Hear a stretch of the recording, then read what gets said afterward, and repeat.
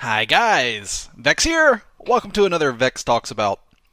I was posting on Twitter about realistic ammo management mechanics in a survival horror game, and I realized that the low character limit of Twitter would mean that to talk about it I'd have to spam a bunch of tweets, and I didn't want to do that, and I figured I'd rather just make a proper Talks About video. Anyway, so I was thinking about I don't even know why I started thinking about it. Maybe I was thinking about Fallout 4, and I was wondering uh, how realistic the mechanics of the game would be, and if they'd have eating and drinking and sleeping. I really liked that in New Vegas. For certain kinds of games, a focus on, let's call it curated realism, because it's not absolutely realistic, but it's curated realism. It's like it's mitigated realism that makes the game feel a lot more immersive, at least for me and I think a lot of other people.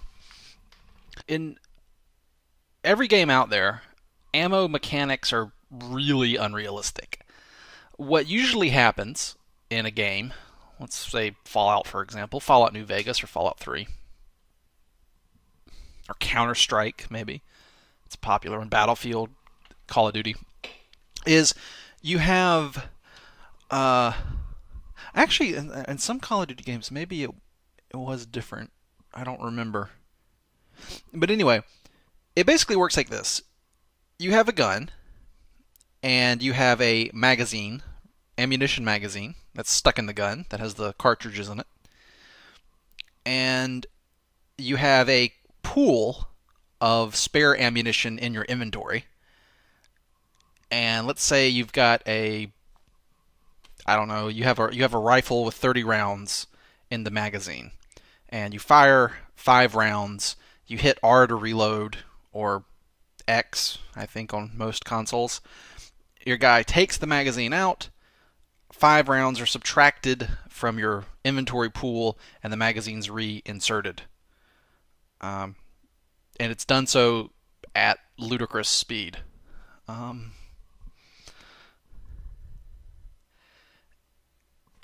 well, I mean, I don't know.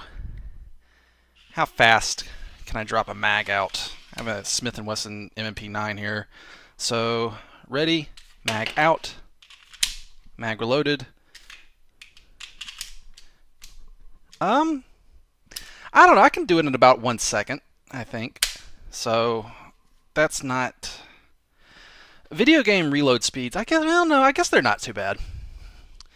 But doing it under pressure is a whole nother matter. Okay. So, if you actually realistically had to do that, what would a realistic version of that would be? So you have your rifle, and you shoot 5 rounds. You drop the magazine out. You'd have to sit there, pick the cartridge magazine up, take a cartridge, push it down into the top, and manually load it in one at a time. This, depending on the magazine, can actually be pretty difficult and can be pretty brutal on your thumbs.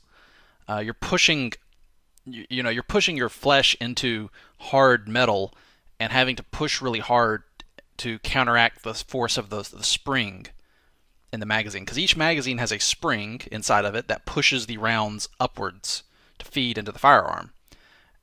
And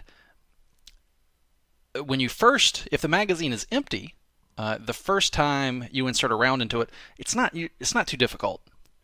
For example, the pistol I just had, the Smith & Wesson M&P9, great pistol by the way, a little pricey. You could probably find cheaper options for if you're looking for your first gun. It has 17 rounds in the magazine. And the first one goes in pretty easily. The first few aren't too bad.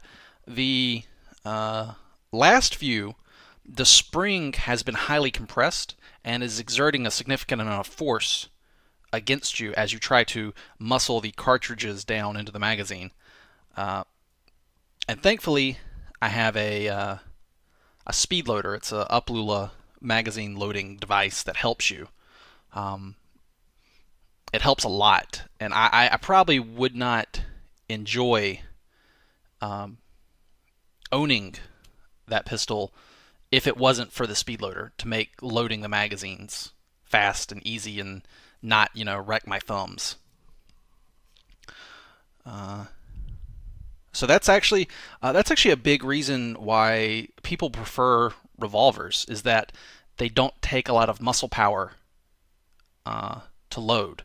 You just press the button, the cylinder swings out, and you insert your cartridges, usually 5 or 6, maybe 7 if you have a larger revolver, and then you close it, and that's it. You're ready to go. It's simple and doesn't require, if you're an older person with arthritis, that's a big deal.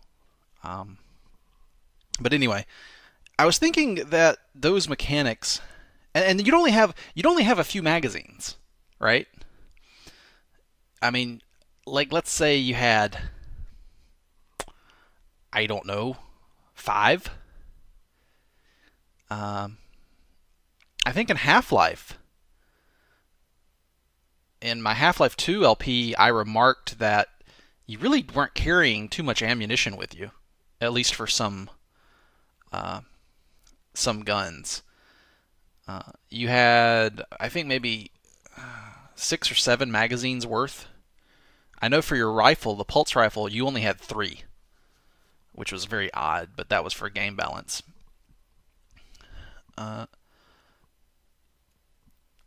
And so I was thinking, what would happen in a survival horror game? Because in most games, realistic mechanics would just be annoying and stupid, and they wouldn't be fun, and they would serve no purpose to enhance the gameplay, and so you shouldn't do it. Because some people want realism just because. I think that's kind of silly. Like, it should add something to the game and make the game more fun. That said, I do think survival games, like open world survival games, like maybe your Fallouts or your DayZs, and especially survival horror games like the zombie apocalypse themed games, I think there is some room there for realistic mechanics to add a lot to the game. So let's say you had a pistol, a semi-automatic pistol, and the magazines had, like, I don't know, 15 rounds, and you had 3 magazines with you. Well, that would give you 45 rounds ready to go, which could go pretty quick in a zombie apocalypse. And let's say the player is in a shelter and he's just expended all 45 rounds. Now, the smart thing to do would be to keep 1 magazine with you as a last-ditch emergency. Like, you don't use that unless you're in deep shit. But let's say he was in a tough situation and he just used all 3. Now, one person remarked on Twitter that you would stockpile magazines. Well, yeah, I guess that is an option. But most magazines they're about $20 to $30 each. So if you say, well, just go buy 10 magazines, you could be looking at $300 worth of, plastic and metal sitting around. So a lot of people don't have too many. Most people probably have 2 to 3 per gun.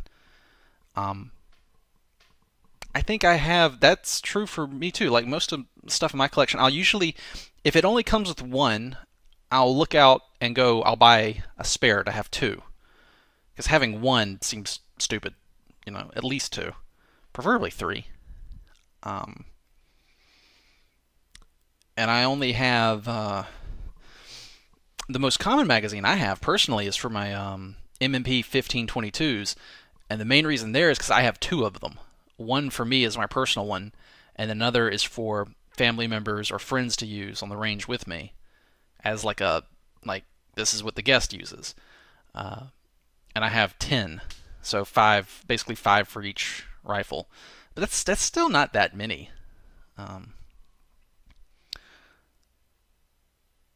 And the odds of, say, for example, in like a a game where it's like a survival, like apocalyptic survival game, like Daisy or Fallout or whatever. Um, like the odds of you finding a bunch of magazines all for the exact type of gun that you have, it's kind of rare. I think you should be thankful just to find the ammunition you need, let alone the damn magazines you need. So, I don't know how realistic it would be to expect the player to find a large stockpile of magazines for the exact type of firearm the player has. I think having 2 or 3 would be very realistic. And finding, like, that could be a big thing for the player, is to find an extra magazine, or to find, like, that would be the same as like finding a backpack or finding some extra canteens, because it's going to let the player stockpile more resources on their person, and that has a big impact on gameplay.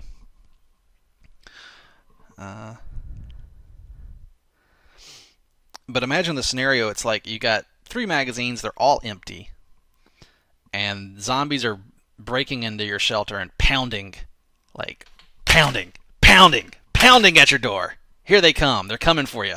Oh crap. And now, like, each phase of the manual of arms for your gun is simulated in the game. So you have to, you'd have to take a magazine, and if the player didn't have a speed loader, you're going to have to start, I guess in the game, like say you have a 360 controller. You bring up the magazine, your left hand is holding the magazine, your right hand's holding a cartridge, and you have to start pressing X to muscle the cartridge into the magazine. So the first one is really easy, so you just tap X a few times and it goes right in. And then the second one is easy, and the third, and you're sitting there hammering X as fast as you can while you hear the zombies pounding away. And eventually, you'd get down towards the end, and it's kind of like a... Have you ever had a game where you have like a bid for power? Like you clash, like Dynasty Warriors did this, where you clash swords with somebody, and you're both like, the swords are sparking, and you're pressing the swords against each other, and you have to sit there and hammer a button to overpower the person. Or if you've ever been in a game, and it's like a quick time event where you have to hammer a button really fast because something is trying to overpower you, and you've got to force it off of you, like a dog or a zombie or a bear or maybe like a tiger in what's that game? Far Cry 3, I think. It's like friggin' tigers would jump on your face and eat you. That game was awesome. I should go play that. I set it aside for some reason and never went back to it. But yeah, like at that point, the realistic ammunition mechanics start resulting in, I think, interesting choices for the player. It's like, do you even try to finish loading this magazine, or would you be better off to switch to the next one and start trying to load that? Like, go ahead and get like 7 rounds into that first magazine, go ahead and put it into your pistol, and then start working on the other 2 and try to get them fully topped off, but you've got a few rounds ready to go quickly. I played a game one time called, well, I played it a lot actually, it was very fun. It was called Trespasser, and it was set in the Jurassic Park universe. It was about a woman whose plane crash lands in the ocean, and she's swept ashore on, I think it was Isla Sorna? I think it was Isla Sorna. It was Site B. She washes ashore on Site B, where basically the island where the dinosaurs roam free. And the game, like, your WASD controlled your running around, right? And then you could crouch, I think, and jump.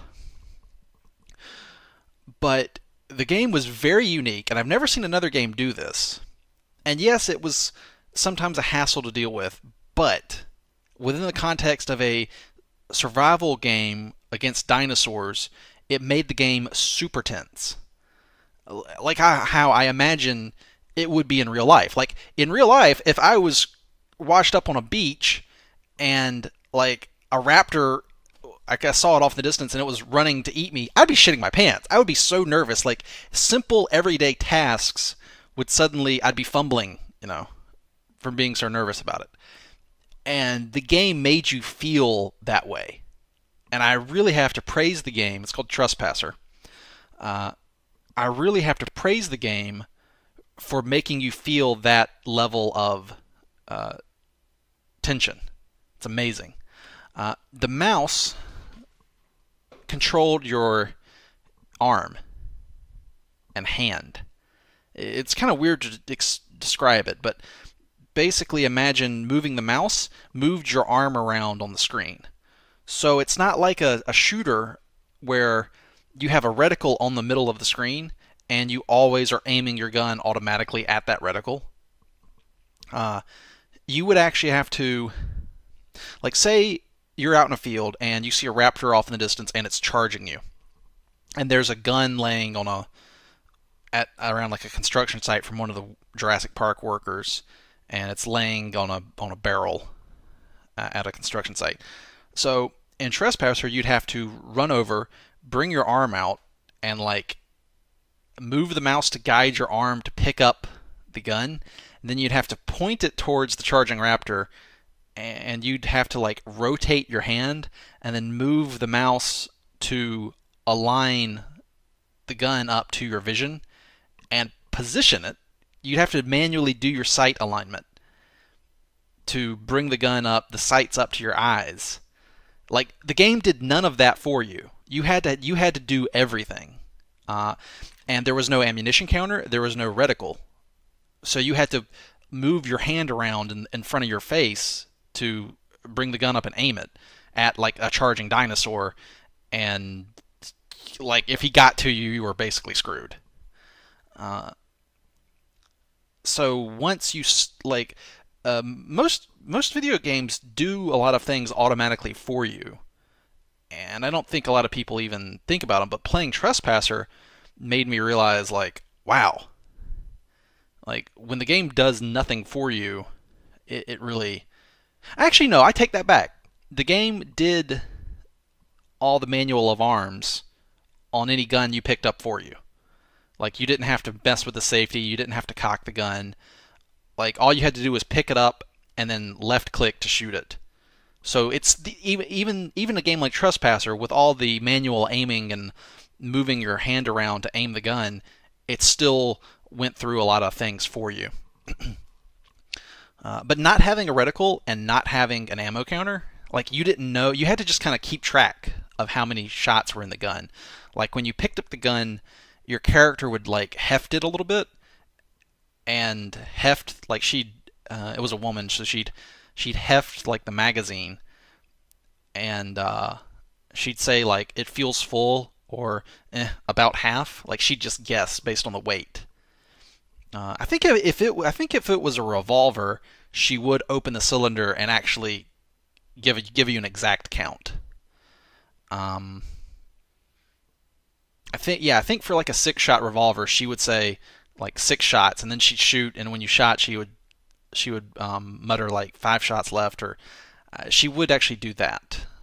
But that's very easy to, like, you can just glance at it and see. You don't even have to open the cylinder. You can actually see the cartridges in there.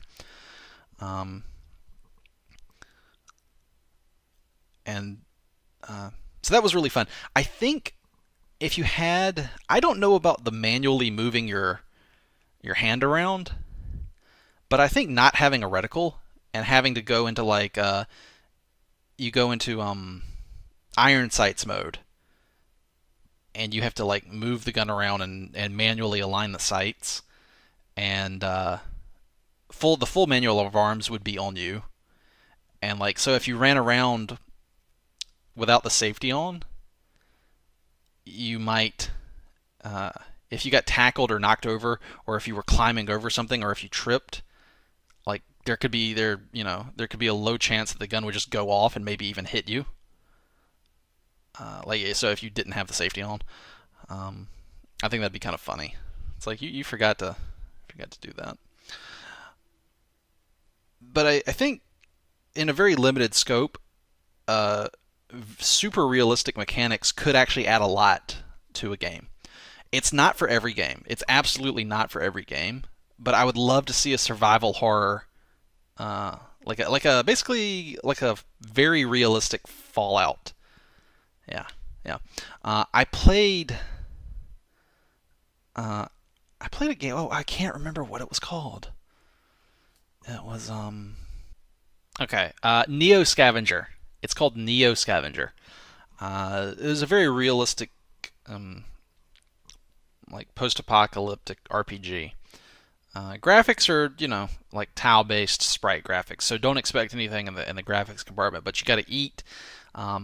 If you eat bad food, you can get sick, and if you get sick and you don't have any medicine, you're pretty much screwed. It's very hardcore, very unforgiving. You'll get excited to find a backpack and a pair of shoes, and oh yeah, your shoes in that game wear out, and then you're barefoot, and then yeah, it's pretty yeah, like a pair of shoes in that game is a big deal. Oh, it's funny. If it's on sale and you're not afraid of sprite-based graphics like old school graphics, I'd say check it out. Uh, is that it? Did I talk about everything I wanted to talk about? I just kind of wanted to ramble on the topic. Uh,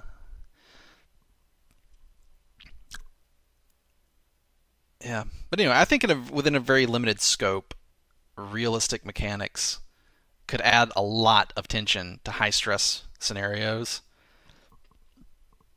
And in a game like Left 4 Dead, uh, just killing a single zombie is like, it's whatever. It's just like click, click, click, he's dead. But imagine a game where you had to like manually click off all the controls on a gun, keep track of how much ammo you have, try to remember that, manually do sight alignment while a zombie's coming at you, and the game did nothing to hold your hand, and you had to work for everything you accomplish. That would be really tense. And it would probably be a lot more like it would be in real life. Like, if a zombie was running at you, you'd be well, I can't speak for you because I don't know you personally, but I'd be pretty scared. I would be nervous as all hell, and it'd probably take a lot to overcome my natural urge to aim center mass and fire. Like I'd be like, oh right, I gotta aim for it, head. Um, anyway, I think I should have. I'll put in images. I think on this Vechs talks about because I have a lot of relevant images to pop up. I have to go find images for Trespasser. I hope it's not too hard. It's an old game, like really old. Anyway, I hope you guys enjoyed listening to me ramble about this, and I'll see you next video. Until then, as always, take it easy.